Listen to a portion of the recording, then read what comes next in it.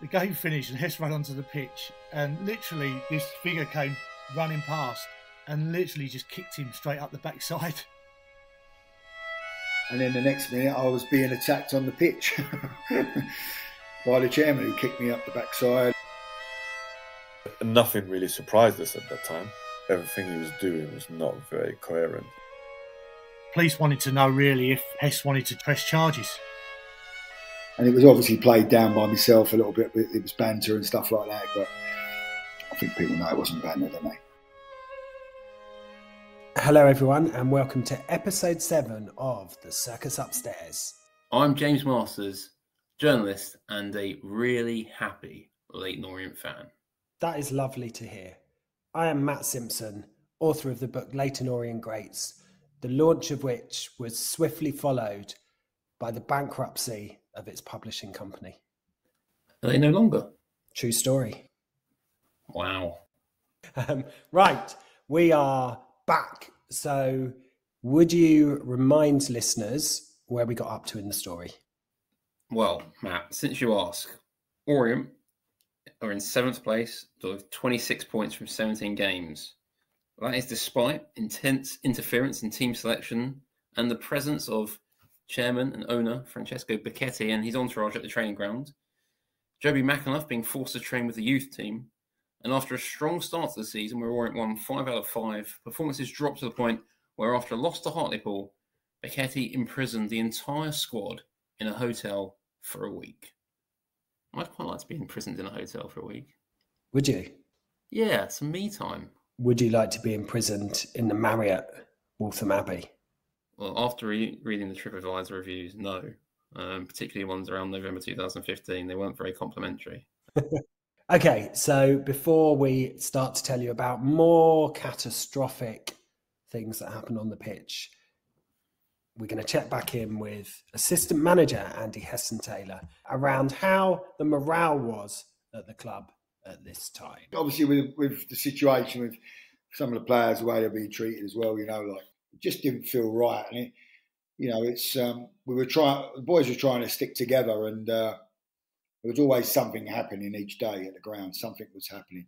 We just couldn't get on with it. We couldn't get on with our jobs, and I think the players got frustrated with the situation. And we had moments where there was confrontation with the players on the training ground. I think that was just built up a lot of frustration. I think the players got on really well, but I think because of what was going on at times, and you could see the frustration in them, and it sometimes boiled over onto the training ground. The players are not silly; they knew what was going on as well, and I think they actually felt for the management team as well, or every staff member at the club, because they knew their hands were tied, and they knew at times they were, and it must have been difficult for a player because it's almost when you're picking a team. It probably, they were getting to know that the chairman was trying to have an influence on it, and they made that when you did pick a team, maybe they were thinking, well, who's picking the team? When that team was picked, who is picking it? We had to try and reassure them that we're picking the team, the best way we can, and so that must have been, me being a player myself, if I'm in that dressing room and you pick a team and. Maybe if you're not in the starting 11, is that because it's the chairman, But for me, that was never. We did pick the team how we see it, and we wasn't influenced. People might say we might have been, but we wasn't. And like I said, ultimately it cost us our jobs in the end. I think that last line there from Andy kind of sums it up, where he said that we weren't influenced and it cost us our jobs in the end. If they had yielded and surrendered and allowed the owner to pick the team, would they have stayed longer? I feel a bit bad now because I was pretty vocal through the medium of my blog about how bad things were going on the pitch. And I feel really guilty now that Hess has said that. So sorry about that, everyone. Luckily, my blog is not widely read, so it doesn't make any difference to anyone. But happily, the first game after the Hartlepool hotel imprisonment, and maybe as a consequence of that, we actually won 3-2. And interestingly, Joby McAnuff did return to the team on the substitutes bench for that game and played the last 8 minutes. Do you remember that? I remember someone messaging me. I don't think I was at the game. I think someone messaged me saying Joby's free. It's funny, isn't it? Because after the hotel experiment, they come out and they win the next game, and it's as if Piketty's got ammunition to say, well, actually, my idea worked. Look, they've won the next game, which brought everyone together. It's a victory. Yeah, stay in the hotel the whole season. Yeah, stay at the Wolves of Abbey Marriott for the whole season. That's what they needed. But yeah, it was a win. It was desperately needed, and he would have been very, very happy with the outcome of that.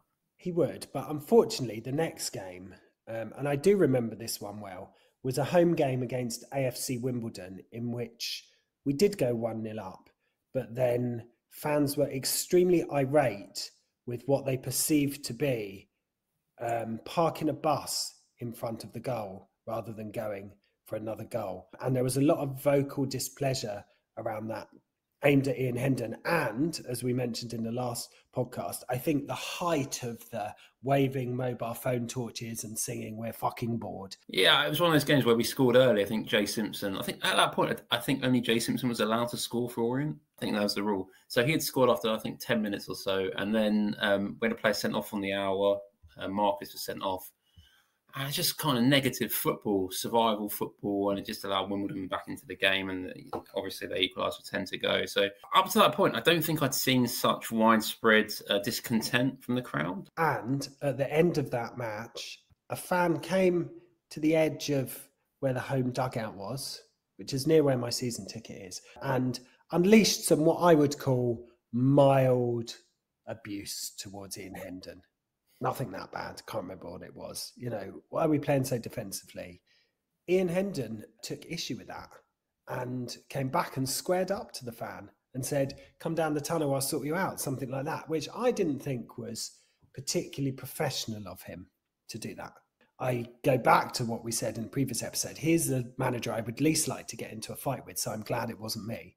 And secondly, I'm worried for that fan that he might have been taken to one of the places Ian Hendon knows in the deepest, darkest woods. I have seen that fan at games subsequently, so that didn't happen. Anyway, he's really angry. He's a very angry man. But I don't blame him because of all this that was going on. So again, I feel bad for writing quite critical blogs about Ian Hendon. So sorry, Ian, if you're listening. You should have come on the podcast and you could have explained that yourself or squared up to me. Right. Next, we got to the end of November. We were by that point in 8th place with 31 points from 20 games. On the 20th of December, we drew 1-1 with bottom of the table Yeovil.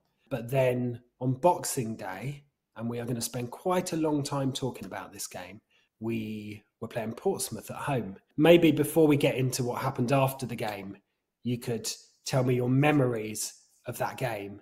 It was just a manic game of football where everything happened. I think we went 1-0 down really early on with an own goal, and then obviously Jay Simpson scored from the penalty spot. I think they had a man sent off, so it was 1-1, and Ollie Palmer scored 2-1. Then Baudry got sent off. He was getting sent off a lot that season, it felt like. But then Palmer scored again, and we were 3-1 up, and you thought, okay, fine. Then obviously Portsmouth scored 3-2, and then it's a real ding-dong until the end of the game. Great atmosphere, really good win against a decent side, and cue the celebrations. What happened next was that as the game ended, Francesco Piketty himself came onto the pitch and directed and landed a kick up the backside of assistant manager Andy Hessenthaler. It made the news, so let's listen to how it was reported first. After an extraordinary incident in yesterday's League Two game between Leyton Orient and Portsmouth, Orient won the game 3-2. Stand by to see a clash between Orient club president Francesco Piketty and his assistant manager Andy Hessenthaler. Piketty decided to take a seat behind the coaches during the second half and reportedly gave instructions throughout. At full time, Hessenthaler appeared to exchange words with Piketty, and the Italian responded by kicking Hessenthaler. We're going to hear from quite a few of the people involved, including Hess himself, on what happened. So first of all, we're going to hear from Lee Harrison, who was on the bench alongside Hess that day. The game was bizarre. It was a great game. Exciting. I mean, Portsmouth were decent that day, and I thought we had a hands full but we turned it around. But the chairman, for some reason, sat about 3 seats behind the dugout. And even when we were I think we were 3-1 up, he started shouting at Hess, like, Andy, Andy, like screaming at him, like just screaming at him.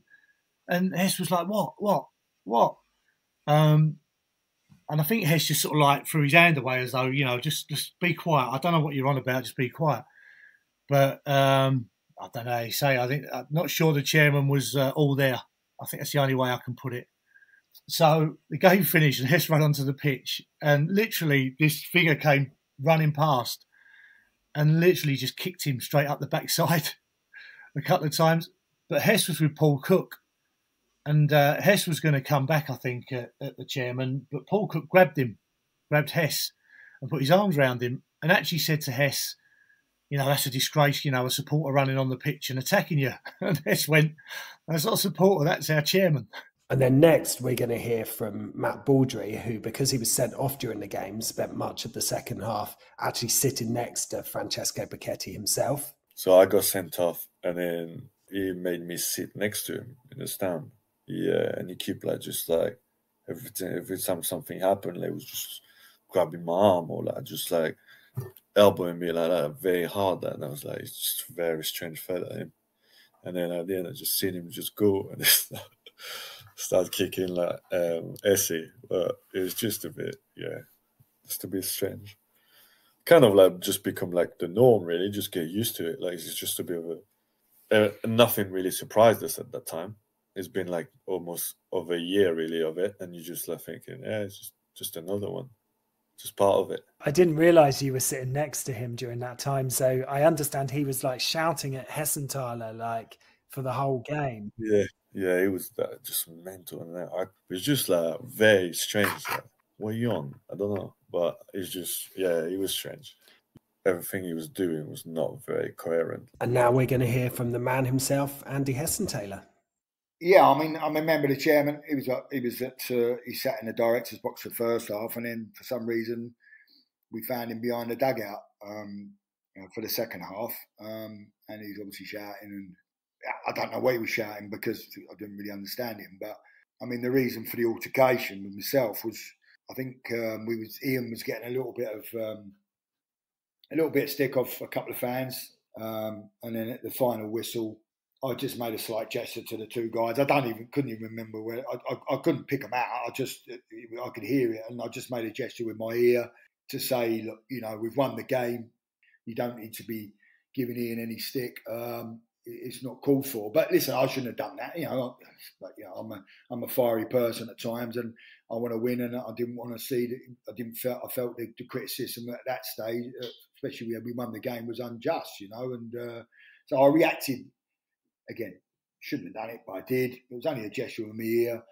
And then the next minute, I was being attacked on the pitch.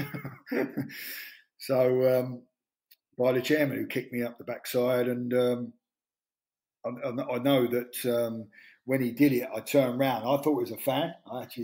My initial thought it was a fan, because I did raise my arm to protect myself. And then I realised it was the chairman. You didn't see him coming. It looked like quite a healthy kick. Did it hurt? No, I've got quite a strong backside, to be honest. He did have a bit. I think he had size 12, so he has got a big foot on him. But it was quite a good volley, to be honest. So and decent technique. But no, it didn't. It didn't hurt. It just shocked me, because obviously I've never seen anything like it. And it was just a strange day. And it was to do with the ear, because he told me that. I had a conversation afterwards, and he felt I shouldn't have made that gesture to the fan. And he's right, I shouldn't have done that, but it didn't warrant an attack from him, did it? Did he think that you were cupping your ear at him? No, he didn't. No, he didn't. He definitely thought it was a couple of supporters. And like I say, it's I shouldn't have done it, and we've all done things we shouldn't have done in our lives. And but it didn't warrant being attacked for me the way I did. He was sitting a few rows behind the dugout, as I recall, and he was shouting a lot. Was he shouting at you? I thought he was saying, Andy. Yeah, he Andy. was a few times. Yeah, I think he was just you know, I think he was just completely excited. He's an excitable person. He's just, you know, people might say he's crazy, but he's a really excitable person. But yeah, he was shouting Andy quite a few times, but that's all he did shout. He didn't shout too much else. But I think, like I say, he was quite an excited person, and obviously the result was good, and he showed his delight by running around the pitch and celebrating, but after attacking myself for making that gesture. So what happened after Becchetti kicked Hessenthaler up the arse was Becchetti, who was, as we've heard, in a very excitable state that day, did a lap of honour. Do you remember that? I remember him going around the pitch and like fist pumping and waving to the crowd and lapping up the adulation. It was utterly bizarre. It was utterly bizarre how you go from kicking the assistant manager up the backside to then parading yourself around the pitch as if you were some sort of saviour and that you had won the victory yourself. I mean, frankly, that still made me sick, because just the same as the lap of honour he did at the start of the season, he had nothing to celebrate. He had relegated us. I think he wanted the adulation and adoration that went with becoming a football club owner. I think that's what he wanted the fans to love him. And because things had gone so badly, that was just never going to happen. I think he saw an opportunity to capitalise on a really dramatic, exciting afternoon of football, and he went for it. Here's what our friend Dave Victor had to say about that lap of honour. Well, the bit that shocked me was what happened afterwards with the lap of honour. And I was surprised how many supporters wanted to sort of touch the man's hand. Do you remember he did that lap of honour? And I was surprised just how the supporters didn't really turn on him for some time. Yeah, I mean, there were definitely fans in the ground who were responding and sort of cheering along with the lap of honour. But I think that's sort of reasonable, because we just won a really exciting and important game of football. And that isn't the same thing as necessarily buying into him as a person or an owner of the club. Yeah, I'd agree with that. I think, you know, you're excited. Everyone's on a high. We've beaten Portsmouth 3-2. It's a fantastic game. And it was a first win for a very long time. Everyone's really excited. I'm not sure it's an endorsement of him rather than just an endorsement of what being a really great afternoon of football, a very dramatic one at that. So after being kicked up the arse, Hessenthaler had to do the post-match interview on Sky. I don't know why Hendon didn't do it. Maybe he was squaring up to a fan at the time. But Hess had to do it. And he was obviously asked about the incident, and this is what he said. No, it's nothing. It's fine. It's a little bit of banter, a bit of stuff that's been going on over the last few weeks between us, and it probably looked worse than what it was, but no, all good. He's a passionate guy, you can see that, you know, and we all are passionate. I'm passionate, and the whole coaching staff, and the players, and the fans, you know, and we're all desperate to win, and so there's a little bit of fun and games with him. He was getting involved, you know, and it's not easy for us. We've got to concentrate on what we're doing, and like I say, he's a passionate guy, and he wants later on to do very well. And then let's go back to Dave Victor for his perspective on the kick itself. I was incredibly embarrassed about reporting on what happened, because it was evident what happened, and I've seen the replays, and it was a proper kick. In preparation for this, I looked at Andy Hessenthaler's interview after that, and he's very, you know, it's Boxing Day, but almost by not engaging in it, he made it sort of feel as if it was all more and more belittling to FB and the action that he took, which was an appalling action. So we asked Lee Harrison what happened next after the players and the management went back into the tunnel. There's a tiny little manager's room as you go into the tunnel. And when we sort of shook hands, we walked in there after doing the team. The actual president was in there and he was sweating. He was just sitting there sweating and shaking. And he had another couple of Italians in there, and we were all sat in there. And Hess sort of came in, and the police were hanging around, and the police wanted to know really if Hess wanted to, you know, press charges.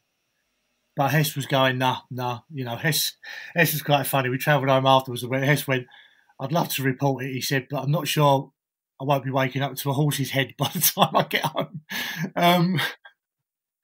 So yeah, that was the Portsmouth game. Absolutely mad. Never seen anything like it before in my life. But you just got a feeling that there was just something not right that day where he was sat, the chairman, and how he was. But you never had any insight into what it was that annoyed him or what Hess did to warrant that?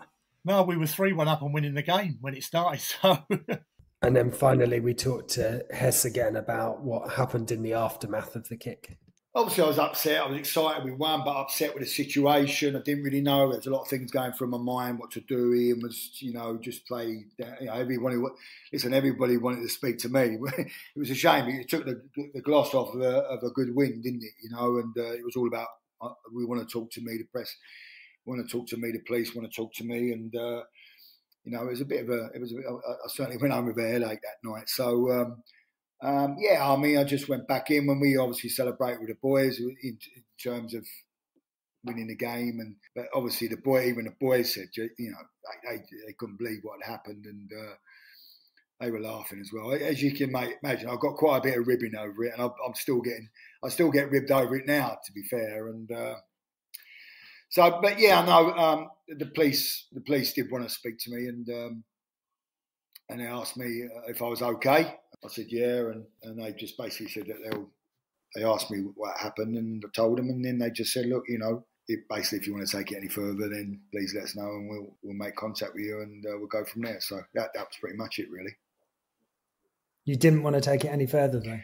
No, but it did cross my mind, at times, and no, because I'm a football man, and I just want to get on with football. I don't want to, and he was the owner, he was the chairman, and like I said, I'm not one of these people that holds grudges with anybody.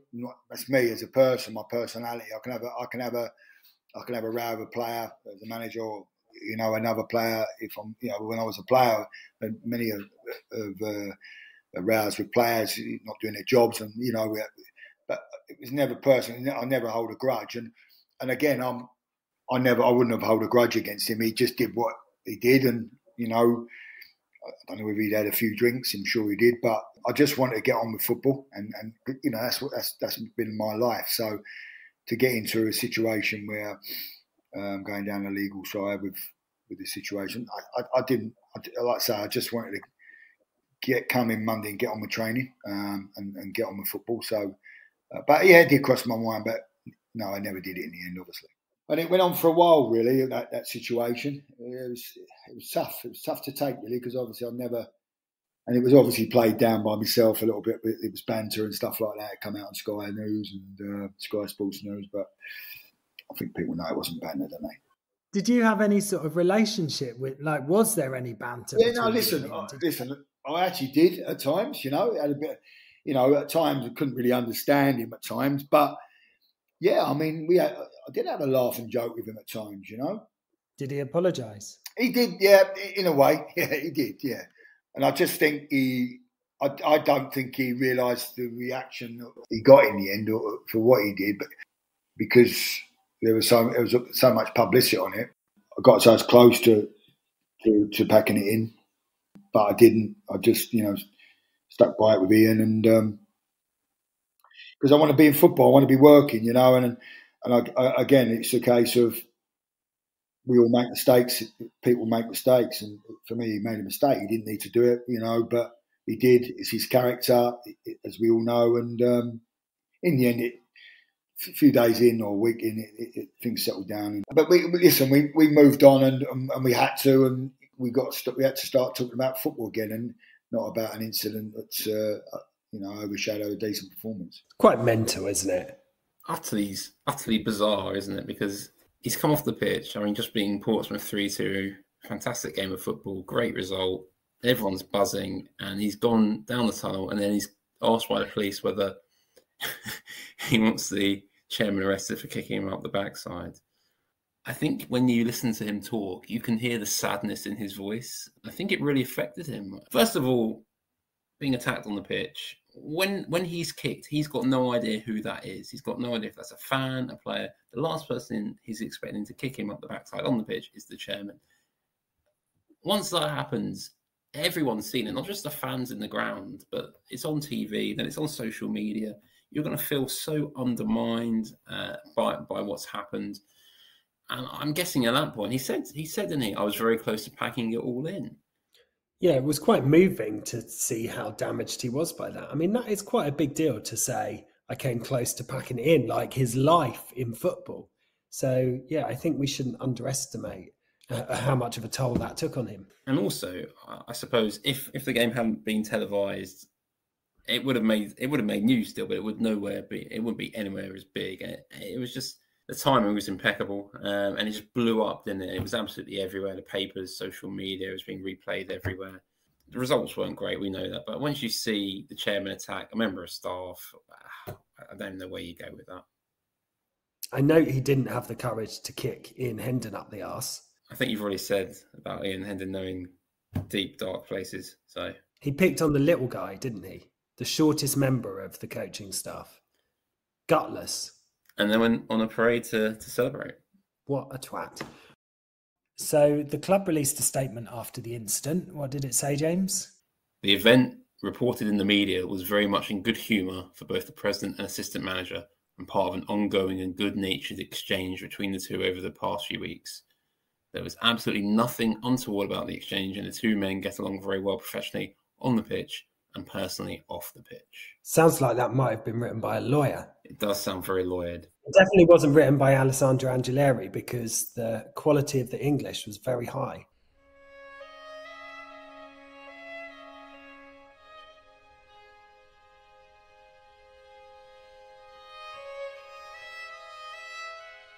Right.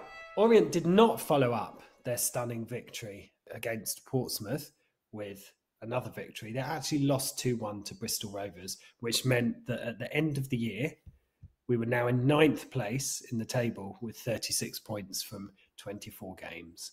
So going into January, Becchetti was given a 6-game ban and a £40,000 fine for kicking Hesson Taylor. Fair? Yeah, I think so. Maybe I would have actually given him more in terms of games. I don't think money would have been an issue for him. I think I've got the statement here. In a statement, Orient said, in response to the misconduct charge brought by the FA, we can confirm that Mr. Becchetti, Orient's president, has admitted improper conduct, but strongly denies violent conduct. Mr. Becchetti has requested a personal hearing.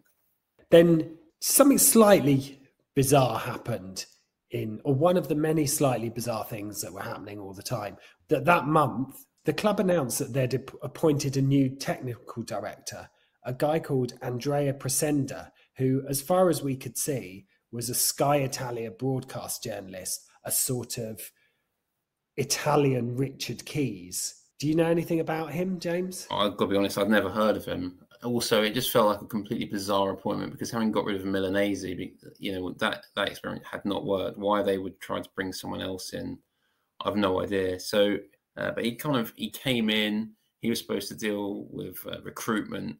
It's completely ridiculous, even by Becchetti regime standards. Like, I was outraged by it. I wrote to him. What did you say in your email? I asked him when the winners of the reality show were going to be joining the squad. Was it a surreal and mad appointment? Yes. Was it out of the ordinary for what was going on at the time? Absolutely not. Surprisingly, the appointment of Andrea Presenda did not elicit any change in fortunes on the pitch.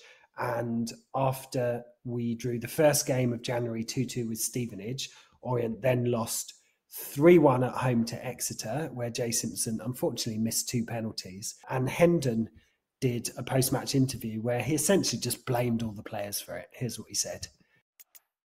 Well, Ian, thanks for joining us. It started brightly, but what was your thoughts on the performance, especially in the first half? Like I said, we started brightly, got in front, and defensively we were shocking.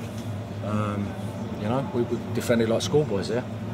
3 goals, we've just seen them, and you'll have to ask the boys to explain what they're doing when them balls are going in the box. I keep saying it, we keep working on things, we keep doing stuff, day in, day out on the training pitch. People might say it's the wrong stuff, obviously we're doing. It's not doing the right stuff, but the players have to take responsibility. I'm not going to name anyone and name names, but players have to take responsibility when they go on the pitch, simple as that. That's a sort of courageous taking of responsibility I like in a manager. It's all the players' fault. We did the right stuff on the training ground. Better ask them why we lost. I think by that point, things have gone so far south. Results have been terrible. Pressure was definitely mounting on him. I think it was something like 4 wins in 21 games. So that's the kind of defeat where you know the manager is probably going to go. Well, I think we as fans all knew that Hendon's days were numbered. And part of the reason we knew that, not just from experience, was that his wife, Linda Hendon, had taken to Twitter and was being very vocal about what was going on. Linda has since deleted her Twitter account, unfortunately, but I did screen grab a couple of her tweets at the time. So here's one example. Someone named Josh Abrahams had tweeted, "I think Hendon's record of 4 wins in 23 games and his inability to get his tactics right all season means he must go." And here's Linda's reply, voiced by my friend Vanessa, on the assumption that Linda has an Essex accent, although I didn't bother to check that, and she could well be from Newcastle or Liverpool, in which case, sorry, Linda. Here's the reply anyway. Reassured that you being 16 and naive of the politics behind a club should be qualified to send me advice. # send your CV to Paquetti. Linda also called our fellow Orient fan and friend Elliot Byrne the least intelligent person on Twitter, which amused me a lot because at least he can take comfort that there might be less intelligent people on Pinterest or other social media platforms. Anyway, she gave a indication that her husband Ian was about to be sacked via the medium of Twitter. Here's what she said. Thank you to everyone that supported Ian and I wish Orient well in the future. It wasn't exactly a very cryptic tweet from Linda. So it was pretty obvious at that point that he'd been sacked and that his reign was over. Well, I tried to get Linda on this podcast. She was, for me, a key player in this whole psychodrama. Linda did reply to me, and here's what she said. Hi, Matt. Thank you for your email. Ian and I are unfortunately no longer together. Therefore, I don't think it would be right or appropriate for me to comment on this now. Had things been different, I would have, of course, loved to have helped you. Good luck with the podcast. Kindest wishes, Linda. I mean, if anything, the fact they're split up means she should be more inclined to talk to us. Dish the dirt, Linda. But I respect her wishes and good luck to Linda. But yes, Linda was absolutely right because the next day it was officially announced that Ian Hendon had been sacked as Orient manager. I don't actually blame Paquetti in this instance for parting ways with Hendon. I think it was a sensible decision. I think it was the right decision. Of course, why I had to get rid of him was because of everything that had happened behind the scenes, which was absolutely the fault of the regime. But at that point, the relationship was so broken, I don't think it was ever going to work. Let's have a listen to what Dave Victor's thoughts were on that. Ian was treated very badly by everybody. I think he was in the wrong position. In retrospect, I think it was possibly the wrong way round. I think if Andy Hessenthaler had been the manager, I think he would have found it easier to have managed above, but also managed the media, but also managed the supporters. I think Ian's emotions sometimes got the better of him. You could see just how frustrated he was, and there was that sort of fine line between his frustration and his anger, which sometimes you saw both directed to myself and also towards the supporters. But things went wrong very, very quickly. Let's get Andy Hessenthaler's take on the sacking of his boss. Yeah, disappointed because obviously Ian brought me in and he's a friend and we still speak now. And to be fair to him, I mean, at that time, because he brought me in, I was tempted to go myself because, like I say, but it was Ian that convinced me to stay, to be honest to him. I think you could be one of the best managers in the world. I'm not sure you would have succeeded under those conditions. I just don't think any success would ever be possible under that regime and the way the football club was being run at that time. I feel like I've been unnecessarily harsh and made a lot of cheap jokes about Ian Hendon, which I now feel bad about. Hopefully he doesn't read your blog. Not many people read my blog, James. So look, there's so much turmoil behind the scenes. There's people being kicked up the arse. There's changes in managers. There's the whole squad being imprisoned in a hotel. We went back to Lee Harrison and just asked what sort of mental toll was that having on him and the people around him. As a personal thing, mentally, I'm quite strong as it comes to what goes on in football. Well, I can imagine and to be fair, I didn't have to deal with the chairman. Ian had to deal with the chairman, and probably looking back in hindsight, people would have said he was quite angry in press conferences, and I think that was just a build-up of everything that went on. Because the manager gets it. Has to deal with all the stuff that goes on, and you either deal with it and try and go through it, or in the end, it just gets you. So I think mentally it probably hurt Ian more than it hurt any of the other staff. And you feel actually for the supporters, because they come to they just want to come and watch their team play, and to not know what's going on behind the scenes, and for 1 minute to be nearly a championship side and then see it all unravel in the space of 3 years is just incredible. So I think they've probably had to be more mentally strong than anyone else to hold a football club together.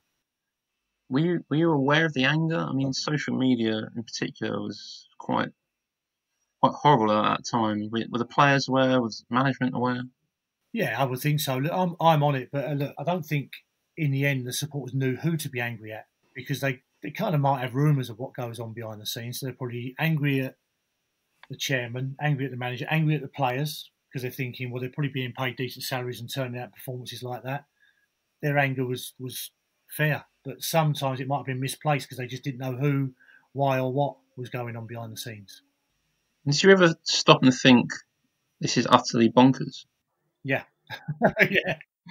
Yeah, a lot of the time, because we tried travelling with Hess, and you shouldn't be spending most of your mornings and afternoons worrying about who can, who can't play, what's going to happen.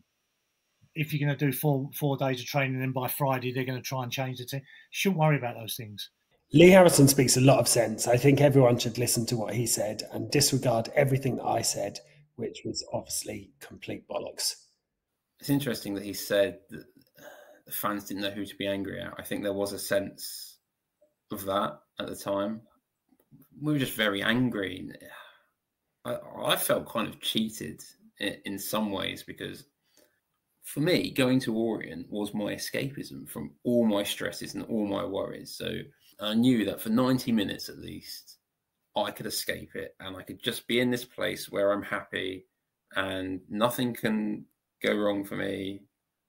And that was taken away from me by these people who just took my beloved football club and ruined it for me, ruined it for people I love, ruined it for all our supporters. And as much as I was angry, I was just really, really sad. I was really sad, and I really struggled, and it just wasn't fun. Going to Orient wasn't fun, and I think that was one of the worst things about it, because it would always been there. It would always been my happy place, and suddenly there was nothing I could do to make it happy again. I didn't know where to direct my anger either. I squared up to the programme seller. I launched a vicious attack on one of the St. John's ambulance volunteers that were there. I threw my food back at someone who served me in the cafe. It was ridiculous. How could we have possibly known to direct our anger at Francesco Becchetti? I think by that point I don't apathetic's the right word, but I was just kind of resigned. We always seem to inadvertently end each episode on an extremely low point, which we've managed to do again. But what I would say is that in episode 8, we're going to find out who replaces Ian Hendon as manager. And I think all fans were pretty behind that at the time. So that's something jolly to talk about, isn't it? So let's leave it there. Thank you to everyone for listening, as always. And we will see you in the next episode. Arrivederci. I think your accent's slightly improving. I've been taking lessons. Yeah, just on that word. £30 an hour. We just say it over and over again. It's working. Well done.